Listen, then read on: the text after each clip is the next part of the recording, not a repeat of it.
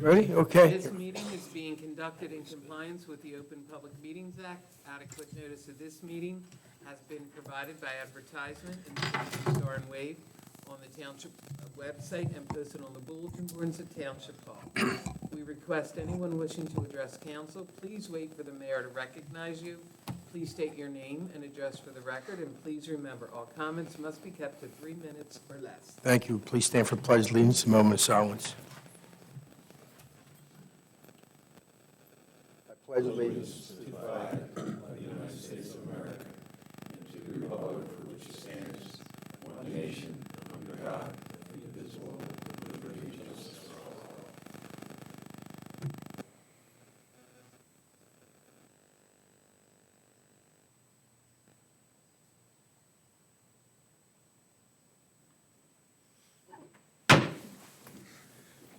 all. Roll call, please.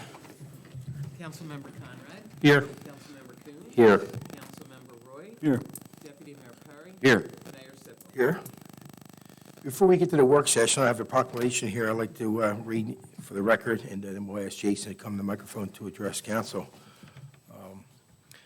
Autism Awareness Month is April 2024. Whereas autism spectrum disorder is a result of a group of complex neurological disorders that affect the normal function of the human brain and can be exhibited by anyone. And whereas autism is an urgent public health crisis that demands support from all levels of government. And whereas symptoms of autism may present themselves in a variety of combinations and can result in significant lifelong impairment of an individual's ability to learn, develop healthy interactive behaviors, and understand verbal and nonverbal communications. And whereas Lower Township is committed to ensure that people living with autism have access to care and services needed to pursue their full potential and happiness.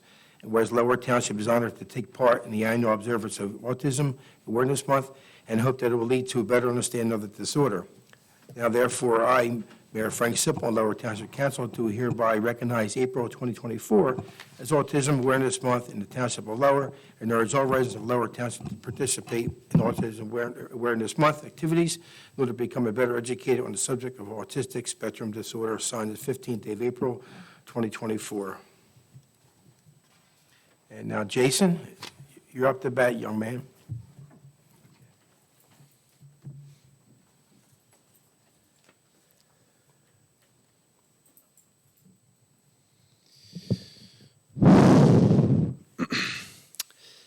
Hello there, Mayor and Council. It is great to see you once more. A lot has changed since the last time I stood before you last year. For those who don't know, my name is Jason, and I'm currently 23 years old. And I have autism. I've been coming over to speak to you ever since I was 7 years old, which was the first time I came over, and now I'm 23 years old, as you might have guessed. And a lot has changed since then, and all those years ago, especially last year. First and foremost, I graduated high school. And I'm very proud for that achievement, and I'm sure that all my teachers, as well as Rocco, who helped me to be able to pass with flying colors. Second thing before I graduated high school, I was tasked by Chris and Canyon from A Place on Earth to make a label for one of their scents. Thanks to my creative talents, as well as Miss Crisanti, I made a label for Salty Mermaid, which is doing phenomenally, and is quite the accomplishment for me to show my creative talent to the world.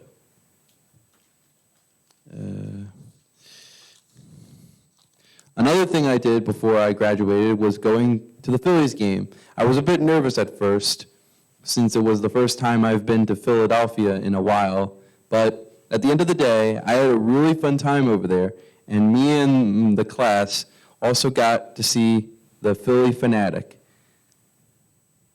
It was great. That all takes us to now. Oh, and before I forget, half of the candles sold at A Place on Earth are being sold to Faces for Autism. Donated to Faces for Autism. Yep, it's pretty good. It all takes us to now, where now I have graduated and now at the next chapter of my life, and hoping to find a job where I can show more of my artistic abilities and make my mom, as well as many others who helped me get to where I am, proud. As you know, I still enjoy going to the boardwalk, love eating my favorite snacks like chocolate chip cookies, as well as having fun with my mom every day. But we must never forget what this month is always about, that being autism awareness. Back then, I struggled quite a bit when I was little, but thanks to Mom, as well as many therapists, as well as the schools I went through out the years, I was able to mature a lot since those years, and now I am all grown up. And I hope that other parents can be able to help their children. Wait, no, hold on. And I hope that many other parents can be able to help their children the way I was, and are able to be the mature adults their parents want to be proud of. As you know, autism means a lot to people. It could mean caring, kindness, love, as well as many shapes, sizes, and colors of emotions. And that's what I was told, with love, caring, and kindness. And I hope that many other people are able to treat their kids with the same respect as well, with kind and caringness that I was. And we still celebrate it even after April is over. We still celebrate autism every month and every year. And it's always a special time for many kids, teens, and even adults. With all that said, I want to thank Mr. Dietrich for always having us blow bubbles for autism, as well as making autism awareness special. We're also going to be blowing bubbles next week, which is going to be a good time. I also want to thank all the teachers, therapists, as well as Faces for Autism, and my mom for making me mature into the great adult that I have become now. And most importantly, thank you, Mayor and Council, for letting me once again speak to you about the many accomplishments I made throughout the years, as well as this year, as well as still cherishing, as well as celebrating autism awareness and acceptance. Thank you. Thank you.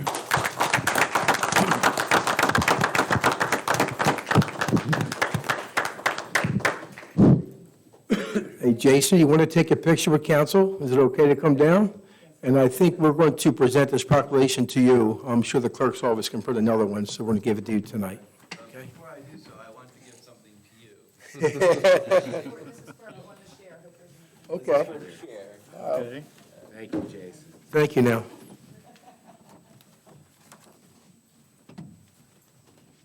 I didn't do a bad job, did I? No, you did an excellent job. Excellent. You never do a bad job.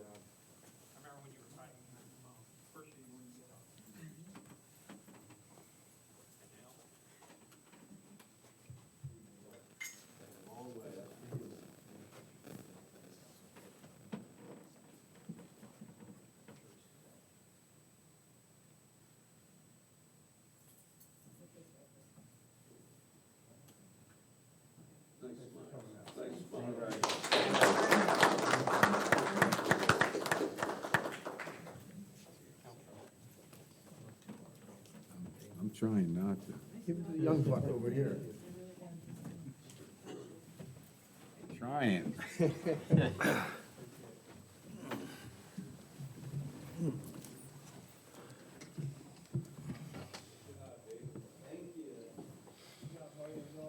Okay, we'll move down to the consent agenda. Anybody on council want to comment on the consent agenda? No comment. No comment, I do sir. have one suggestion. Ordinance number 2024-02, that's associated with a drainage easement, which is going to be dedicated to Lower Township. We own existing infrastructure. There's a subdivision which has not been recorded yet, so the lot, which is the subject of this drainage easement, doesn't actually exist right now.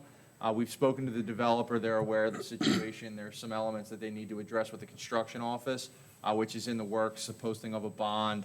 There's also a plat that needs to be signed off by multiple parties. When and until that subdivision is recorded, I'm going to suggest that we hold off on acting upon this drainage. Okay, so we'll make a motion that we table. Second. All in favor? Aye. You know what, I'm sorry. Councilmember Conrad? Yes. Councilmember Cooper? Yes. Councilmember Roy? Yes. Deputy Mayor Perry? Yes. Mayor Sippel? Yes. Okay, I will make a comment on Resolution 2024-141. We're bringing the concert series back to the DRBA Ferry Terminal. It starts in July.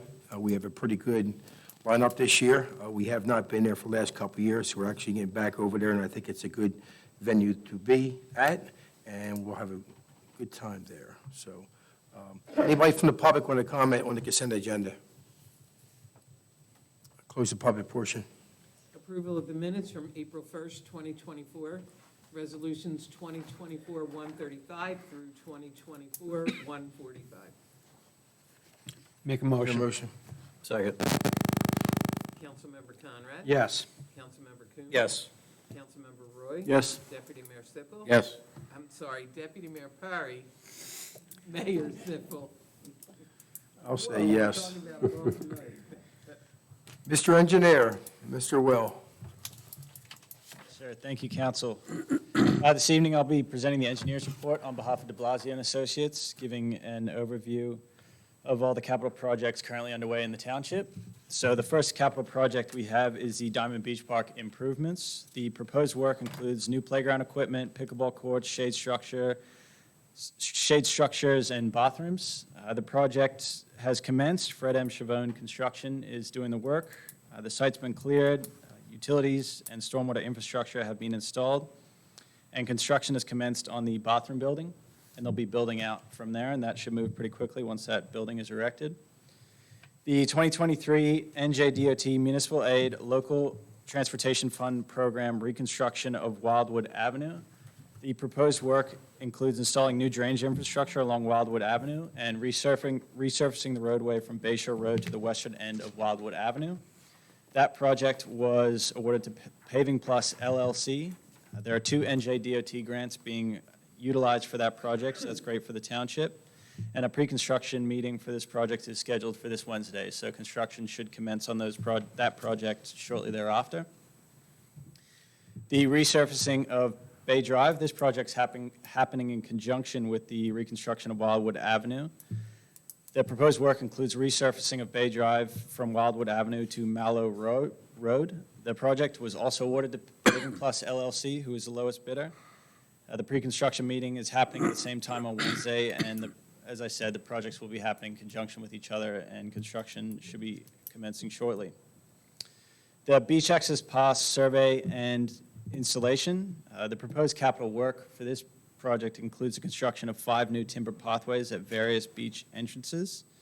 Fred M. Chavone Construction is completing the work.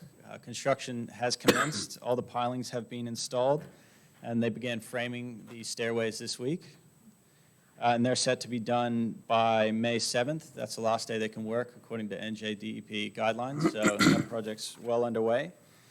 Timber Beach access pathway was added on Brookdale Road by the township, and that was due to some unforeseen erosion that took place.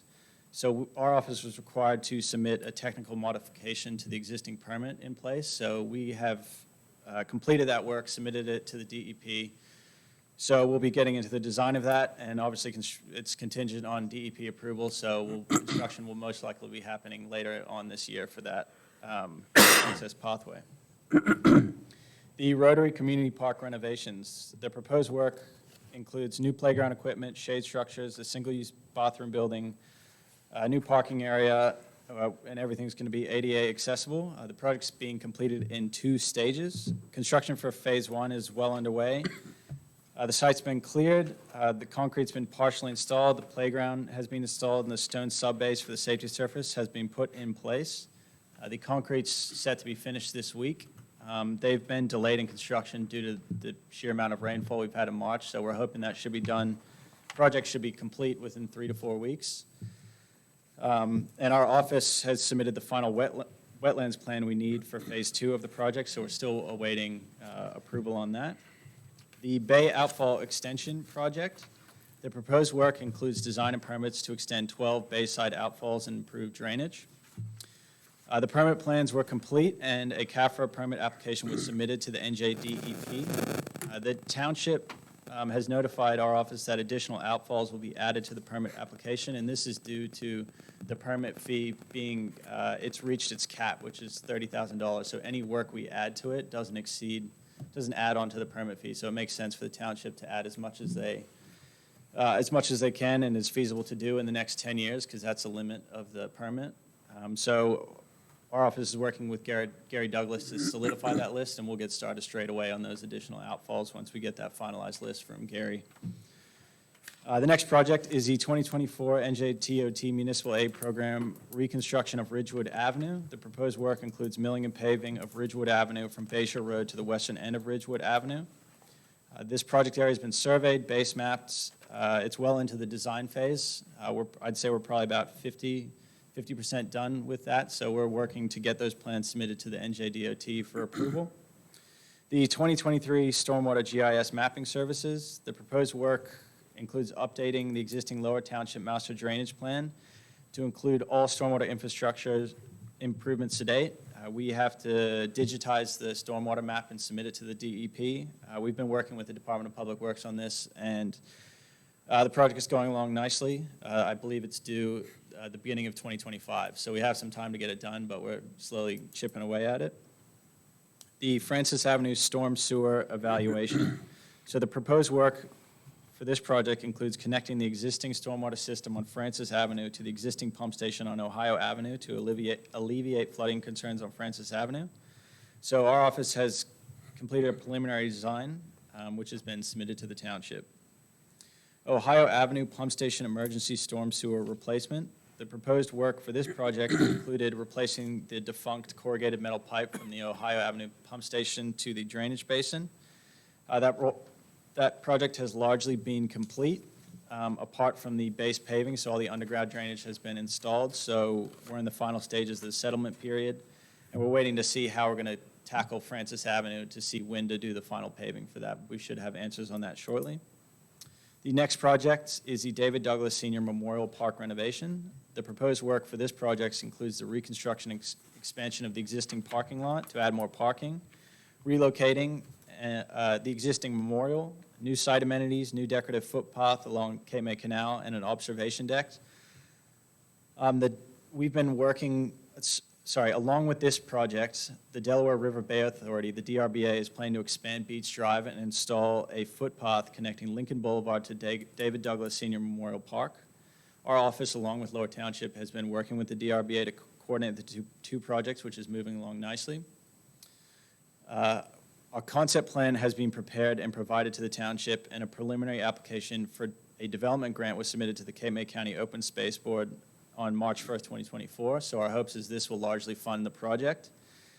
We got invited last month on March 19th to present the project to the Cape May County Open Space Board, which went really well. The application received a lot of positive feedback. The county's really excited about the project, and we've been invited to submit a final application to the board.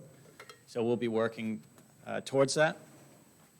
The Lower Township Public Works Building Concept Design and Site Remediation Investigation.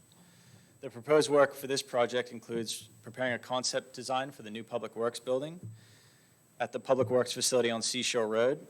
We were also tasked with investigating the soil underneath the building for potential contamination. As I mentioned last meeting, there was no concerning levels of contamination as per NJDEP standards found, so that's good news. A preliminary concept design was submitted to Lower Township on March 11th. We're now in our second draft, which is with Gary. We should hopefully have that design finalized this week and that project finished up. That wraps up my report. Thank you. Any questions for anybody? No. My only comment, Will, on this, a lot of good information. Thank you for the report. The only thing I would ask that we get estimated or projected completion dates for these projects. Sure. Many times I'm asked, council's asked about the park down the street. Hey, when's it going to be finished? And we don't really have a good answer a lot of times, okay? Okay. I know the dates, it's flexible, permits, weather, I get all that, but we can have projected completion dates in there to help us out some. No problem, I'll include that in my next report. Okay, thank you. Thanks, Council.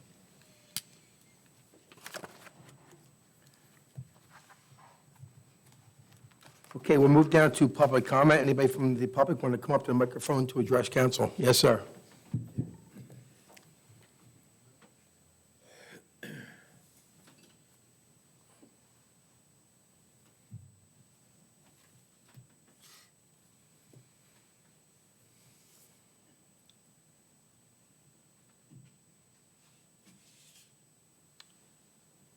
One question, I have an exhibit. Would it be permissible to put the exhibit on this table so you can see it up close? Yeah. Is that all right? Here for you.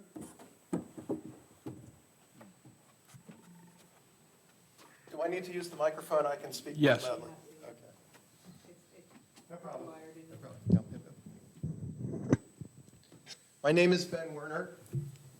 I'm representing the residents of Seagrove Avenue, and we're requesting the council to please consider the implementation of speed humps on Seagrove. From this exhibit, you can see the problem. Seagrove, if you're not familiar with it, is located right down at the tip of the peninsula. This is Sunset, this is Lighthouse. Seagrove is a shortcut that the public takes in order to get to the lighthouse and to the state park and to the beaches on Cape May Point. From these pictures, you can see that Seagrove is a straightaway. You can see it from the map, you can see it from the pictures. It's 1/2 mile long. The speed limit is 25 miles an hour. Many people obey the speed limit, many people don't. We asked Officer Prioli of the Lower Township Police to come out and help us enforce the speed limit. After he reviewed the problem, he said there really wasn't anything that he could do. He didn't have the resources to enforce the speed limit. 1 year ago, in May 2023, every single resident unanimously signed a petition on Seagrove requesting a speed hump, and I sent that to the city engineer, didn't get a response, took it over to Public Works and left it there personally. This year, again, I didn't get a response. That's why I'm here with you today. This is very simple. I'm almost done. All we're requesting, this is a picture of Lighthouse, which is, I guess, under the auspices of Cape May Point, but they put in a low speed hump. You can see here that it's not one of these great big bumps that really interfere with cars going by, but from the traffic control device, which is here someplace, you can see that the cars actually slow down to under 25 miles an hour to go over it. And on Seagrove, 1/2 mile long, we would probably need 2 or 3 of them. And we respectfully request that perhaps the council would consider that. Okay. Will be discussed, just so you know, myself and the manager went out there last week, we drove that street. We have your petition, and him and I went out there to drive it, and I know what you're talking about, but it'll be discussed. We really appreciate it. I guess I also failed to mention that the new entrance to the park that's right in the middle of Seagrove, cars back out of that. We also have pedestrians and bicyclists there all year long, especially in the summer. It's a real safety hazard, and it's really a liability to Lower Township, too. We're concerned about it. Okay, thank you. Thank you so much. Thank you. Thank you, sir.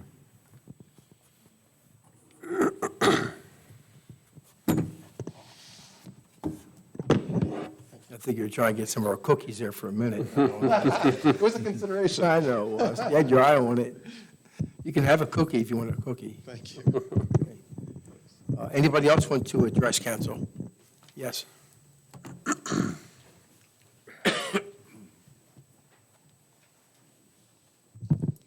Harry Tell, 397 Corson Lane, Irma. I'm coming before you once again for the HPC because we heard through the grapevine that the township is applying or has applied for a county open space grant and a New Jersey Historic Trust grant to finish the Foster House. And those 2 grants will offset the match required from each of them by each other, which is perfectly legal. So we really appreciate the fact that you have moved forward on the recommendation that we've been recommending for the last 4 years. Thank you. Okay, thank you for coming out. No, thank you for coming out. Anybody else want to address council?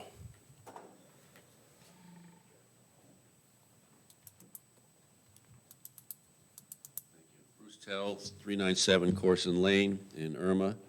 I have a concern. We live right next to a campground, Holly Shores Campground, which is now Sun, I'm not sure, Sun Recreation, I don't even know what it is. But they've clear-cut right at our backyard. We're property is right on the campground. They've clear-cut our backyard to put in larger trailers, and they've cut down all the vegetation, so we're now staring right at the campground and vice versa.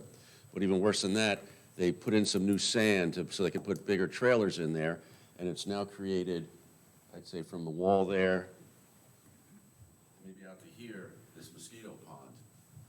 I've tried to be neighborly and ask about, can we do anything about it? And I actually went on their property. I was trespassing on their campground property, and they went ballistic on me. They didn't care about anything except that I was trespassing on their property. Get off. It seems it's a simple problem. It just needs to be filled in with dirt or something or other, and yet they're just screaming at me. I said that I came to the town and asked about what to do and was kind of told to call the police and complain about it. They told me that won't get me anywhere. The police will just hang up on me that I'm being a nuisance. So I need some direction on how to be neighborly with people screaming in my face about what to do about this, because the mosquitoes get so bad in the summer, I can't even go in the backyard. So who do I go to see or what to do? Mr. Laffey, do you have Bruce's contact information? I do. Okay. Mr. Laffey will be in touch with you and work through the issue. All right, they're making a mountain out of a molehill and screaming in my face about it, when not being very neighborly. Okay. Thank you very much. All right, thank you now. Anybody else want to come to the microphone to address council?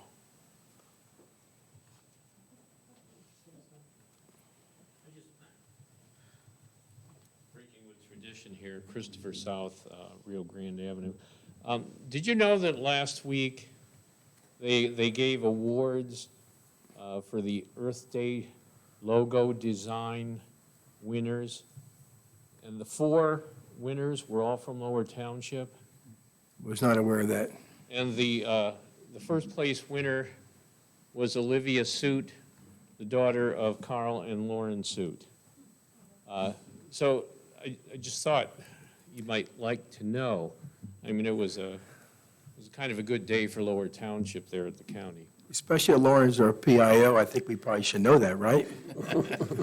But thank you for letting us know. We'll look into it. Thank you. Thank you, Chris. Mr. Laffey's going to talk to Lauren, and we'll figure that out. Okay. Anybody else want to address council?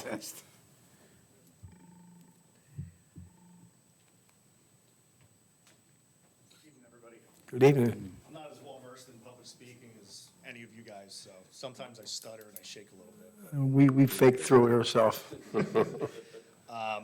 My wife and I are here as parents. We're here as township residents. We're here to help. We're not here to bring a problem to the board. Can we just get your name in the record, please, Eric both of you? Collins, 18 Rabbit Run. Okay. And, Okay. So I can snapshot what happened. We also have a kind of like a small little snapshot of time, what has transpired over the course of the past couple weeks. In a nutshell, something happened to our family. We didn't feel like it was really processed through and it might have been processed through the proper channels, but to us, we think that maybe the proper channels need to be looked at a little bit more. Maybe some more steps need to be taken as far as like information gathering, documentation, things like that.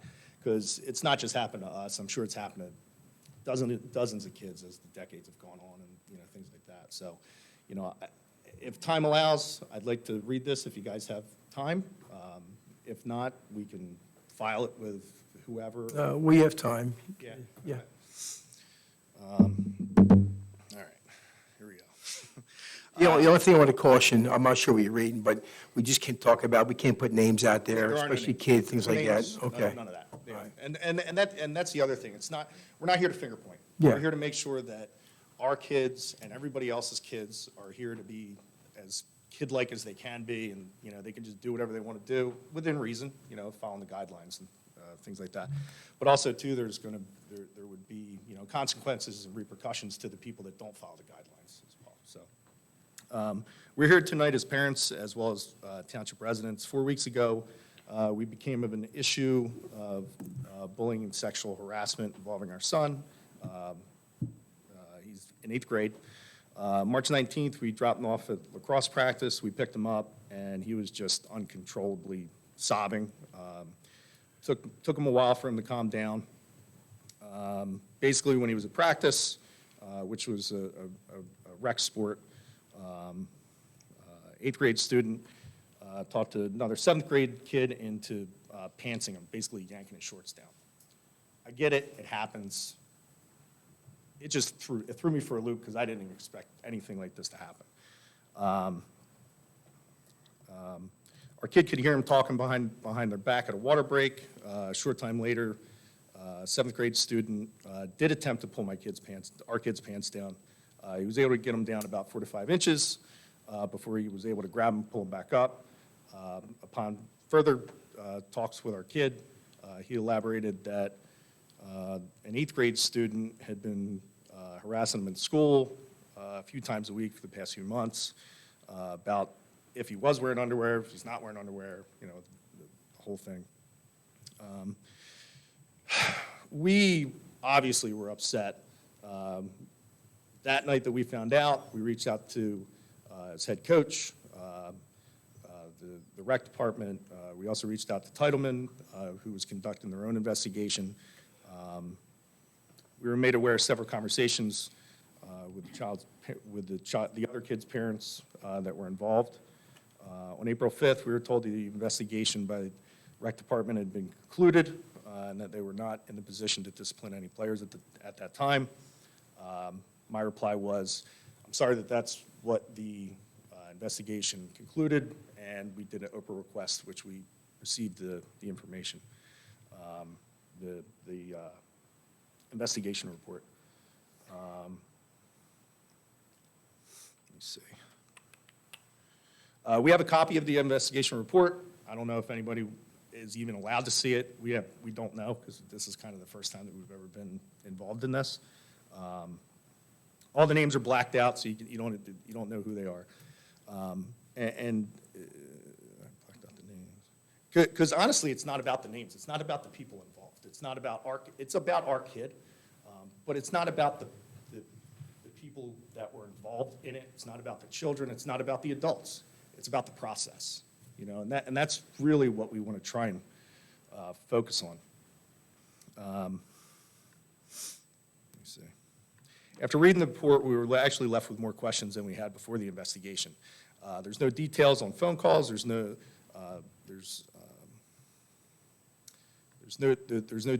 details on the calls themselves.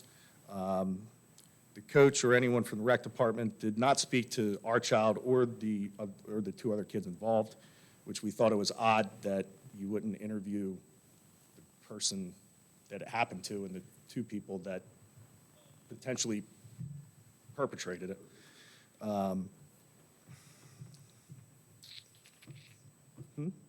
talk to the parents. Yeah, they talked to the And parents. then the parents talk to their kids, and then the parents relayed what their kids said back to the rec. So at this point, the parents weren't there. They were getting the information that they collected from their kids and then relayed it back to the rec. When we asked if there was, when we asked where the investigations were in regards to the kids, we were told that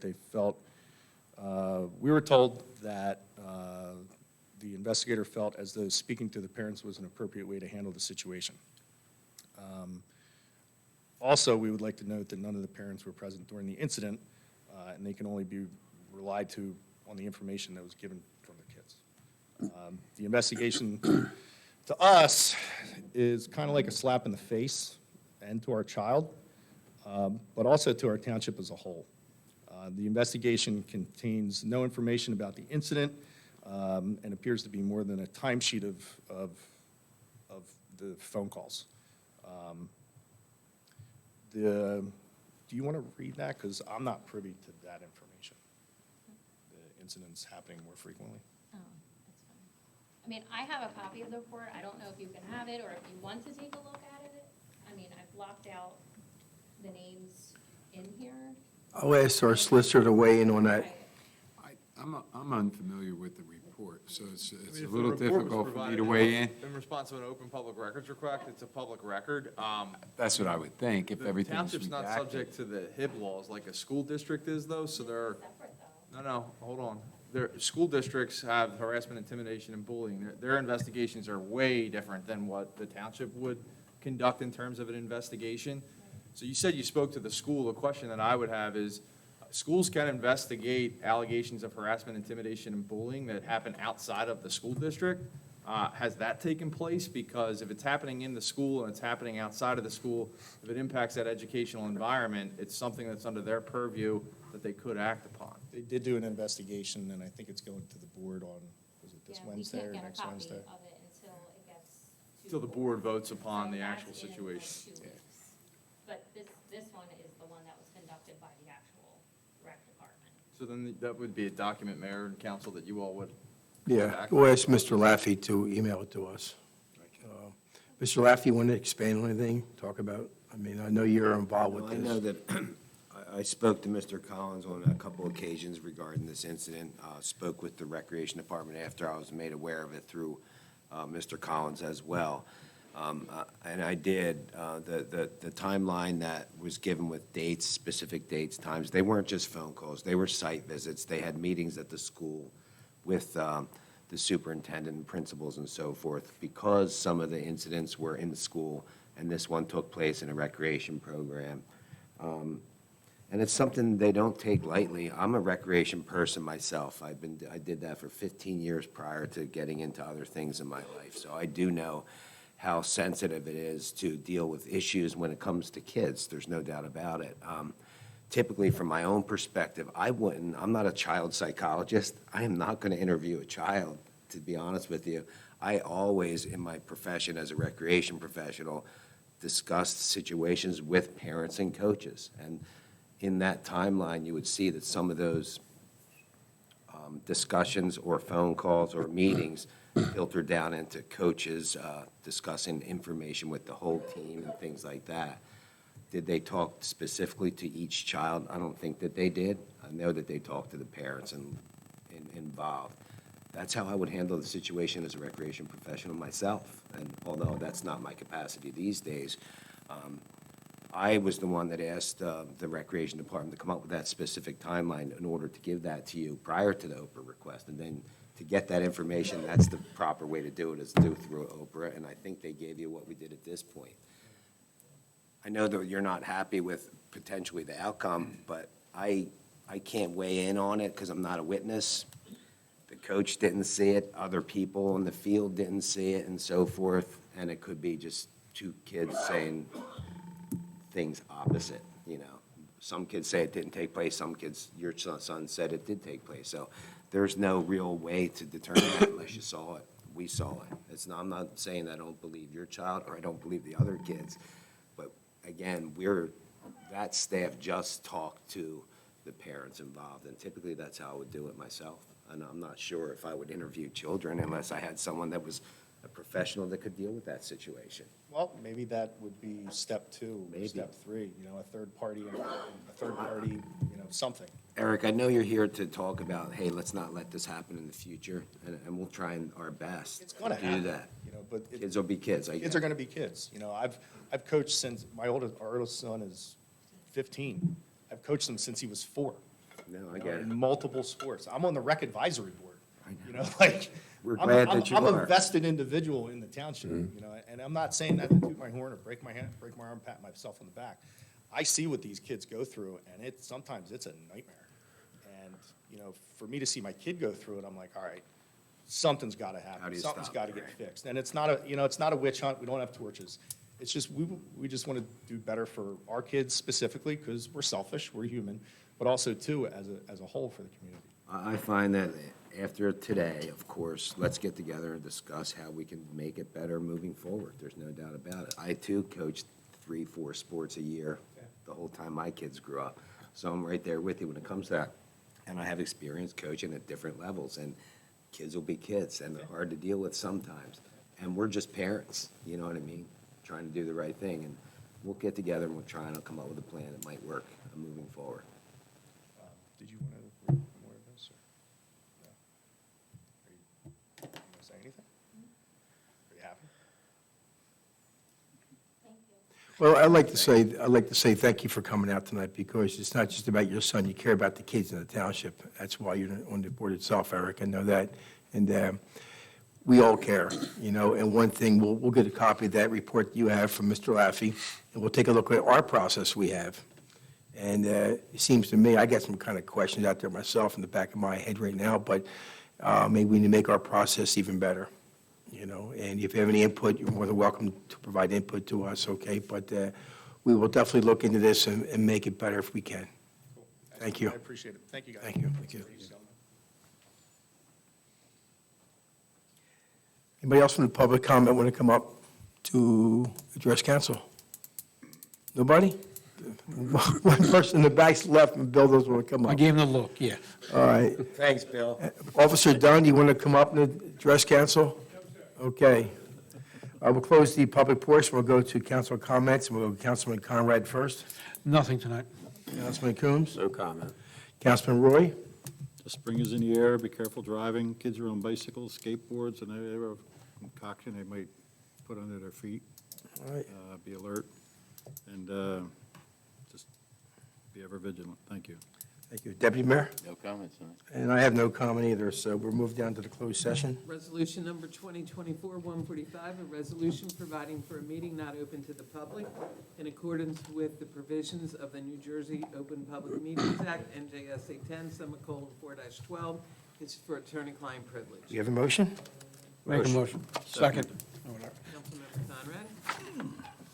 Yes. Councilmember Coombs? Yes. Councilmember Roy? Yes. Deputy Mayor Perry? Yes. Mayor Sippel? Yes. Thank you for coming out today.